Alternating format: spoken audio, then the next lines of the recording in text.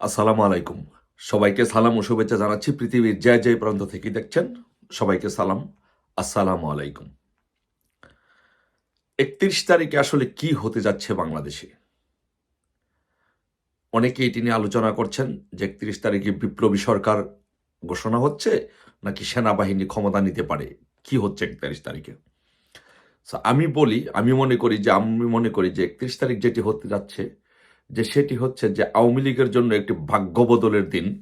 আওয়ামী লীগের ভাগ্য বদলের দিন হচ্ছে ৩১ তারিখ।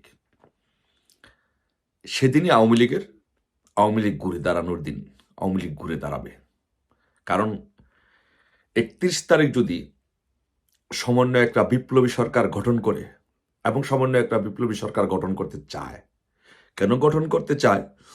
কারণ সমন্বয়কদের এবং উপদেষ্টাদের যদি বাঁচতে হয়, একমাত্র রাস্তা তাদের কাছে খোলা আছে বিপ্লবী সরকার গঠন করে তাদের ক্ষমতাকে দীর্ঘায়িত করার।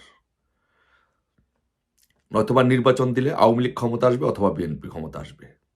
তো এই জন্য জামাত কিন্তু ক্ষমতা আসবে না বা ইসলামিক দলগুলো কিন্তু ক্ষমতা আসবে না। এই জন্য বিশেষ করে জামাত ইসলামিক দলগুলোকে সাথে নিয়ে সমন্বয়কদেরকে প্রমোট করছে, পিছন থেকে ফয়েলিং করছে বিপ্লবী সরকার গঠন করার জন্য। এখন যদি বিপ্লবী সরকার গঠন হয় বাংলাদেশে, তাহলে বাংলাদেশের অস্তিত্ব হুমকির মুখে পড়বে। কিন্তু বাংলাদেশ সেনাবাহিনী কি সেই বাংলাদেশকে হুমকির মুখে দিবে? বাংলাদেশ সেনাবাহিনী কিন্তু হুমকির মুখে বাংলাদেশকে দিবে না। বাংলাদেশ সেনাবাহিনী চেষ্টা করবে, যেহেতু বাংলাদেশ সেনাবাহিনীর একটি গৌরবোজ্জ্বল ভূমিকা আছে, ইতিহাস আছে, সেই জন্য বাংলাদেশ সেনাবাহিনী চেষ্টা করবে যে বাংলাদেশটা যেন কোনো জঙ্গিবাদী বা তালেবানি গোষ্ঠী রাষ্ট্রের মতো না হয়। এই জন্য ৩১ তারিখ ওরা যদি বিপ্লবী সরকার ঘোষণা করে, তাহলে সাথে সাথে সেনাবাহিনী ক্ষমতা নেওয়ার সম্ভাবনা আছে। এখন সেনাবাহিনী যদি ক্ষমতা নেয়, তাহলে বিপদে পড়বে কে? বিপদে পড়বে উপদেষ্টারা, সমন্বয়করা এবং বিএনপি। কিন্তু আওয়ামী লীগের জন্য সেদিন হবে ঘুরে দাঁড়ানোর দিন।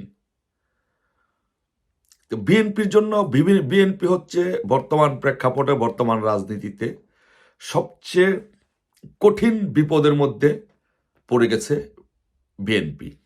আপনি যদি বলেন যে ফাটা বাংলা ভাষায় যদি বলেন যে ফাটা বাঁশের চিপার মধ্যে পড়ে গেছে বিএনপি। বিএনপি একটি উভয় সংকট, চরম সংকটের মধ্যে পড়ে গেছে। যে বিএনপি চরম সংকটের মধ্যে পড়ে গেছে কি কারণে? দেখেন, যে যদি উপদেষ্টারা, সমন্বয়করা যদি বিপ্লবী সরকার গঠন করে, তাহলে তাদের ক্ষমতা দীর্ঘায়িত হওয়ার সম্ভাবনা আছে। সংবিধান স্থগিত করে তারা বিপ্লবী সরকার গঠন করে 5 বছর, 7 বছর, 10 বছর থাকার চেষ্টা করবে। তার মানে হচ্ছে বিএনপিকে ভেঙ্গে, বিএনপির যেই নেতৃবৃন্দ আছে, বিএনপির যে ছাত্রদল আছে, তাদেরকে এই বিপ্লবী সরকারে নিয়ে, তাদের ছাত্র সংগঠনে নিয়ে বিএনপিকে ভেঙ্গে একেবারে নিষ্পেষিত করে পিছিয়ে দেওয়ার চেষ্টা করা হবে। কারণ বাংলাদেশে দল সবসময় দল থাকে দুইটা, একটা সরকার পক্ষ আর একটা বিরোধী পক্ষ। তাহলে সেক্ষেত্রে বিরোধী পক্ষ থাকবে আওয়ামী লীগ। বিএনপি একেবারে নিষ্পেষিত হয়ে যাবে, শেষ হয়ে যাবে, তার কোনো অস্তিত্ব খুঁজে পাই বিপন্ন হবে।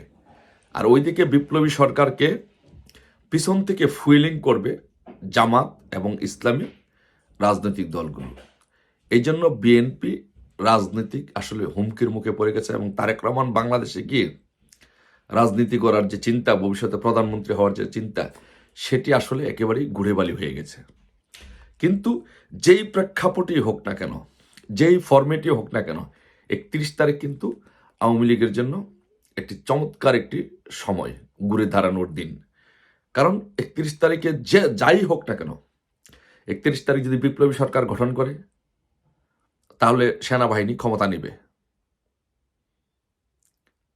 যদি সেনাবাহিনী ক্ষমতা নেয়, তাহলে সেনাবাহিনী এসে কি করবে? সাথে সাথে সমন্বয়কদের, উপদেষ্টাদের এবং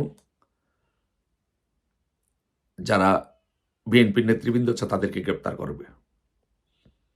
আর আওয়ামী লীগ ৩১ তারিখে রাতে যদি এই ঘটনাটি যদি বাস্তবায়িত হয় এবং এই দিকেই যদি যায়, তাহলে ৩১ তারিখে রাত্রে আওয়ামী লীগ বিজয় মিছিল করবে।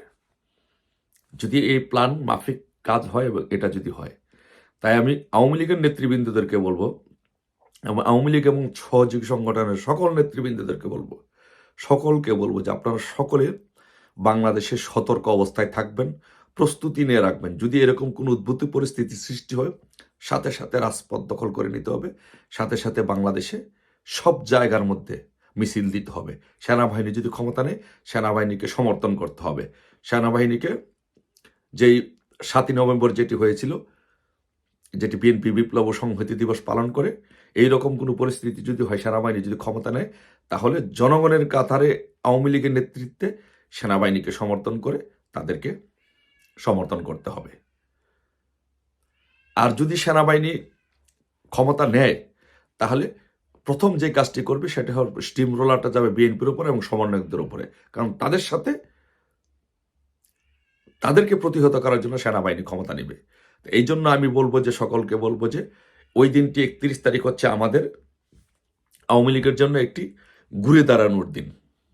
আর সেটি হবে 31 তারিখ হবে, যদি সমন্বয়করা যদি বিপ্লবী সরকার ঘোষণা দেয়, তাহলে বিএনপির জন্য একটি অশনি সংকেত, চরম অশনি। এই জন্য কিন্তু একটা জিনিস লক্ষ্য করবেন, আজকে দেখবেন যে রিজভী কিন্তু জামাতের বিরুদ্ধে স্টেটমেন্ট দিয়েছে। রক্কাটা বাহিনী, পাকাটা বাহিনী, চাপাতি বাহিনী হিসেবে জামাতকে আখ্যায়িত করেছে। তার মানে হচ্ছে জামাত এই সমন্বয়কদেরকে পিছন থেকে পেট্রোনাইজ করছে বিপ্লবী সরকার ঘোষণা করার জন্য, 72-এর সংবিধান স্থগিত করার জন্য। তার মানে হচ্ছে যে বিএনপি এখন চরম একদম বিএনপির জীবনের সবচেয়ে কঠিন সময়ের সম্মুখীন হচ্ছে এখন।